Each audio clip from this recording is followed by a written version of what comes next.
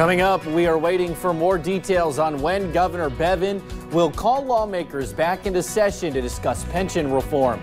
One eastern Kentucky city is moving forward with a controversial ordinance despite community concerns. We will have more from last night's meeting. And Hillbilly Days kicks off today in Pikeville. We will tell you how police and officials plan to keep everyone safe during the event. Dedicated to eastern and southern Kentucky, this is WYMT Mountain News This Morning. Good morning. It is 5:29 on Thursday, April the 11th. I'm Will Puckett. Thank you for tuning in to Mountain News This Morning. It's going to be another beautiful morning to start your Friday Eve off, and Brandon's got maybe even a little something hidden for those of you who want a taste of summer a little bit early. Brandon, good morning. Good morning. It's an Easter egg of sorts, even though not quite Easter just yet. And I don't think we'll see these temperatures again for quite some time. So if you like the warmer weather, get out there and enjoy them. First, Whitesburg this morning as we have a look downtown from the MCHC camera. And again, no major issues across the region, not even cloud cover for the most part, just a little bit hanging around this morning, not very thick. You'll be able to see the sun filter through that when the sun makes its way up just after 7 o'clock. Temperatures, Ridge Valley split this morning, so you're seeing lots of 40s, 50s, and 60s, depending on where you are. 71 already in Paducah this morning, upper 60s, Owensboro, Clarksville. And today, 86 is our forecast high. We'll be there by 4 o'clock, so if you're heading out to the first day of Hillbilly Days, hydration, hydration, hydration, and don't forget the sunscreen as well. Full forecast on the way here in just a few minutes. Will? Alrighty, Brandon, thank you. Kentucky lawmakers, they sit on standby for Governor Bevin's call to work out pension reform. Earlier this week, the governor announced plans to call a special session. He also vetoed House Bill 358. It would have let some quasi-governmental agencies leave the state's pension system. Victor Puente has a reaction to the governor's decision and how soon that special session could start. One day after vetoing House Bill 358, Governor Matt Bevin said that bill was needed, but also needed changes. Don't get me wrong on this. This is a good bill and a lot of good effort, but it needs to be a better bill, and it needs to be a bill that will not immediately get thrown out in court. It would have allowed some agencies to leave the state's pension system. The governor disagreed with the additional strain it put on the pension system and also took issue with a provision that gave state government control of those agencies if they defaulted on payments. The director of the Kentucky Coalition Against Domestic Violence said the bill would have put a lot of stress on her organization. You know, if we had defaulted, which I'm not sure we can promise we won't, any retiree that we had would automatically have their pension suspended, and that's a big burden for us to carry. Bevin said he plans to call a special session to come up with a new bill, tweaking 358 to one he can accept. But there are parts of it that were just incorrect, including parts that did things that are just not legally allowed. You're not allowed to take away, under any circumstance and for any reason, somebody's pension check after they've already earned it. Currens hopes lawmakers find a solution soon. On July 1st, the contributions expected from employers to the retirement system jumps from just under 50% per employee to almost 84%. It is upsetting. There are posts coming up that we're trying to get out of paying our debt as a quasi, and that's really not true. We had no idea it would increase this much, or we wouldn't have joined the system in the first place. Victor Puente, WYMT Mountain News. Now, Bevin said he has already been talking to lawmakers, and they hope to have the new bill ready before the session starts. The Kentucky Labor Cabinet has issued a subpoena for last month's teacher sick outs. It went out to the Jefferson, Oldham, and Bullitt County school systems. Governor Bevin's administration issued the subpoenas after teachers last month missed school to protest in Frankfort. Well, it is a new tool to fight sexual assaults here in the Commonwealth. State police hope it will help clear thousands of backlogged cases and give victims justice. Hillary Thornton explains the new technology and the plan to use it. That Kentucky has become the first state in the nation. State Police Commissioner Rick Sanders proudly announcing a first for the country, starting right here in the Commonwealth. You know, this is not only just a huge step for Kentucky, this is a huge step everywhere. Rapid DNA testing now a tool that is available when investigating sexual assaults. You're not having to wait days, weeks, decades, like in my case 17 years, for an offender to be caught who was a serial.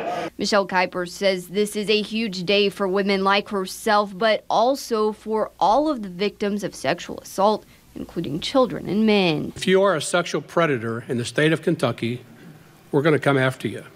And we now have new equipment to come after you quicker. Kentucky participating in a pilot program through Andy Rapid DNA. The director of the state's crime lab says if successful, they are asking the governor to fund 12 of the machines that would be placed in labs throughout the state. That would cost $3 million. If this is the right thing to do, the money will be there. Advocates say despite the $3 million price tag, they're not concerned about the future of this technology in Kentucky if the pilot program is successful. I believe the governor. I think that this is and has been in the last few years a serious priority. Now, all of those involved believe this new technology will not only help investigate these cases, but also prevent the crime from ever happening. Up until now, perpetrators have thought that nothing would happen to them because nothing has happened. And that's how victims have felt, and that's why they don't report.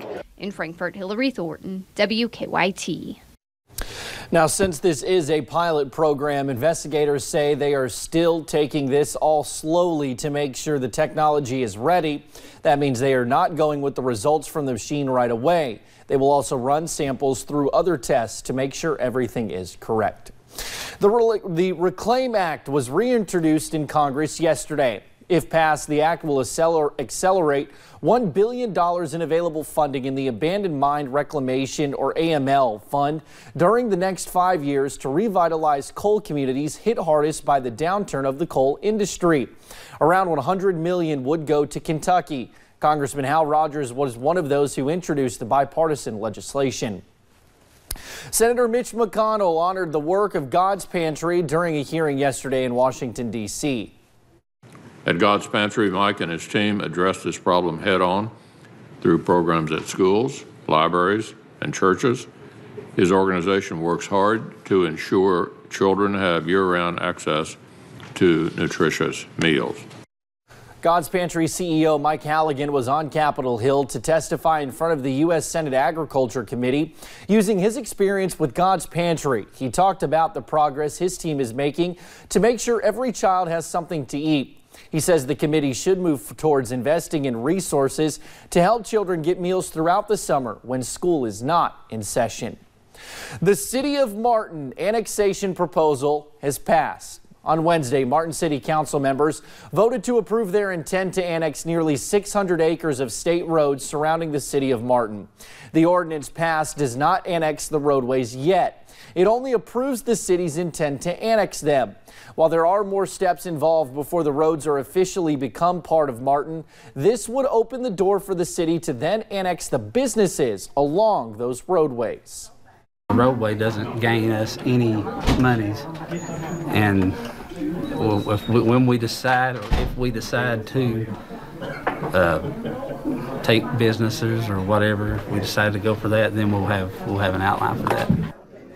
News of the intent to annex will now be published in the local paper along with a notice of people's right to petition. At least 50% of the registered voters living in the proposed areas would need to sign the petition to get the measure on the ballot. The northbound exit at Renfro Valley on I-75 is closed this morning to work on the latest phase of a multi-million-dollar project to widen the interstate. The ramp closing will last through Friday morning. State trooper was stopped at the exit giving directions. The work is years in the making to expand 13 miles of I-75 from 4 to 6 lanes through Rockcastle County. Those who know the area well say it should make the road a lot safer. I think it's going to be good. It's going to cut down on the wrecks, I believe. They're widening the interstate, they're widening the ramps, and I think it's all going to be good. Road crews still hope to have the project complete by October of next year.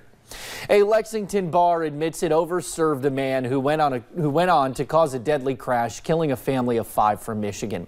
The Lexington Alcohol Beverage Control Office has finalized a plea agreement with Horseshoes Grill and Saloon.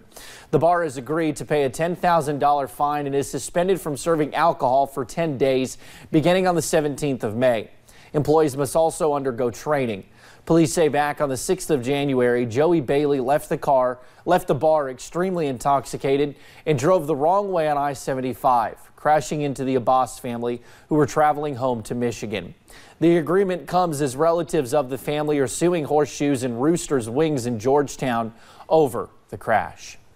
A gas explosion Wednesday rocked Durham, North Carolina, leveling a building, killing 1 person and injuring 15 others. Police say a preliminary investigation indicates a contractor digging under a gas line caused the explosion. Crews are now searching for other survivors among the rubble.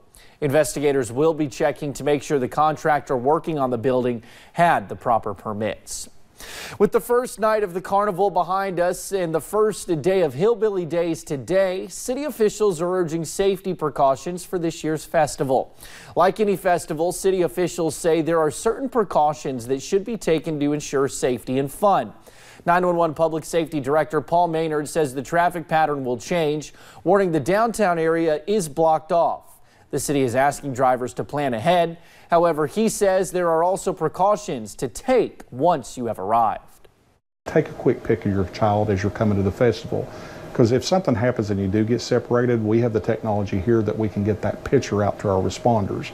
And we don't only have policemen downtown, we have firemen and emergency management folks as well. So that gives us a lot of eyes to be able to look for your child.